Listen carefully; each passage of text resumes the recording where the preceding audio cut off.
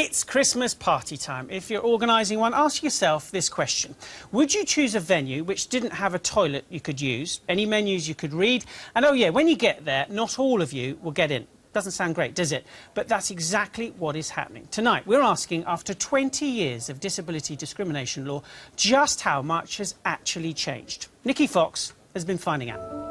Our investigation began with 50 visits to a mixture of chain and independent restaurants across the country. In Bristol, Cardiff, York, Birmingham and Manchester. We assessed them on wheelchair access and whether they had accessible toilets. We also asked if they had a large print menu for those with a visual impairment and a hearing loop. This helps reduce unwanted background noise and helps hearing aid users hear someone much more clearly. Our first stop was Manchester, and both myself and a member of the Watchdog team were rigged with secret cameras. Our cover story was simple. We were organising a Christmas party for people with a range of disabilities. So we're on our way. We're going to make 10 visits today, 10 different venues. We're going to see what they're like for access, but not just for people in wheelchairs or scooters like me, for people with visual impairments and hearing impairments. As soon as we started our undercover visits, it became immediately apparent that wheelchair access was poor. I couldn't get into 2 restaurants because they didn't have a ramp. And when they did have one, the staff weren't exactly prepared. Good for me, because it's the first time I've used it. So well, there you go. The staff at this big chain took several attempts to fit their ramp. Installed correctly, the 2 sections should be locked together, but just before I go over it, one staff member moves it and they separate. Building a ramp. And the disappointments kept coming. Despite having a state-of-the-art chairlift, the staff here couldn't get it working. I don't think this is going to come down today. And it went from bad to worse when we assessed facilities for people with other disabilities. Just one restaurant was able to provide a large print menu. There was a glimmer of hope with hearing loops. One restaurant out of 10 claimed to have one, but when they investigated further, they couldn't actually find it. I'm not sure if actually got one at this restaurant. Right, OK.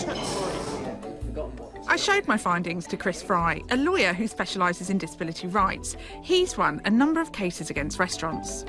Whether it's a lift that's out of order or whether staff haven't been trained how to use it, it's all part of the picture. It's a failure to make a reasonable adjustment. So there would be a breach of the Equality Act, be little defence to it just to say, well, we've got one. And the customer with a disability would have a case? Yes. Now, we're quite flexible about where we throw our Watchdog Christmas party, so we travelled further afield to see if our options for accessible venues were any better. Helping us go undercover were Tom, a wheelchair user, and Mohammed and his guide dog, Solo. Disabled toilets were totally unusable in some restaurants. This one in Bristol doubled up as a storeroom, the clutter covering the floor. However, it was the disabled toilets at this large chain in Cardiff that really shocked our undercover team carrying out the visit. It doubles up as something else. As what? As my office. Oh, it is an office. It really is my office. That's how limited the space we are. Oh God, hello. Hello. Sorry. It literally is your office. Oh no, you thought I was joking. This is literally... Yes, you heard that correctly. This disabled toilet also acted as the restaurant's back office. If you were there and couldn't use the facilities, then you could require them. You could get a positive injunction to make it accessible. Right. And the restaurant would have to pay compensation for the embarrassment that the person would have had to be through in aborting a night. So looking at the results of our research, what was the overall picture? Well, across the 50 undercover visits we carried out, a third didn't have accessible toilets. And even when they did, some were totally unusable. And a dire 88% of restaurants didn't offer large print menus for people with visual impairments, so restaurants aren't even bothering with the more simple measures. But the worst facilities were for the hard of hearing. Just 2 restaurants out of 50 had a hearing loop in place. So there were pretty poor results all round for the restaurants we tested. But would pubs and bars fare any better in catering for our Christmas do? Time to hit the phones. We called 50 bars across the UK in Edinburgh, Southampton, Liverpool, Exeter and Belfast. We asked them whether they had accessible toilets and hearing loops. So how did they get on? Well, just like the restaurants, a third didn't have accessible toilets and just one had a hearing loop. So what's the everyday reality like? Jade, you're a wheelchair user. A couple of people that we spoke to offered to carry someone in a wheelchair up or downstairs. Has that happened to you before? I'd say it's normal for me now. I wouldn't say that I particularly enjoy it because obviously everyone can see you be carried up, and it's not just you, they have to bring the wheelchair up as well, and then you're trapped upstairs then, and you have to then find someone to help you come back downstairs. Charlie, you could do with a few hearing loops, is that right? Hearing loops have been around for years, but the problem has always been that often the technology is broken. I think often deaf people are the last thing on the list because deafness is invisible. So it's very easy for deaf people to feel like they're forgotten. Yeah, I think the important thing is, like, at the end of the day, you as a blind person or a visually impaired person, you want to just have the freedom for choice. At the end of the day, legislation can do as much as it likes, but until you change people's attitudes, nothing's going to change.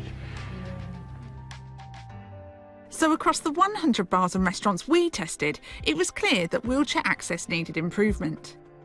And provisions for people with hearing and visual impairments were almost non-existent. Just like everybody else, disabled people want to party, to be able to get through the front door and have a drink with their mates, to hear what everyone else is saying, and to be able to pick their own food off a menu. So bar and restaurant owners, do your bit. After all, this is the season of goodwill to all men and women. Merry Christmas. Merry Christmas. Certainly is. Thanks, Nikki. Now, I'm now joined by Justin Tomlinson, the Minister for Disabled People. Thanks for coming in. Well, you've seen the film. It does seem shocking that some people can't even get into restaurants and bars.